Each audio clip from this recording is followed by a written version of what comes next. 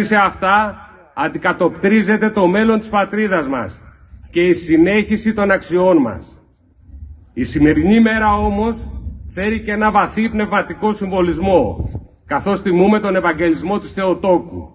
Το μήνυμα της πίστης, της ελπίδας και της αποδοχής του Θείου θελήματος έρχεται να συναντήσει τον αγώνα για ελευθερία, υπενθυμίζοντάς μας ότι οι μεγάλες στιγμές ενός λαού αντλούν δύναμη όχι μόνο από την αποφασιστικότητα, αλλά και από τη βαθιά πνευματική του ταυτότητα.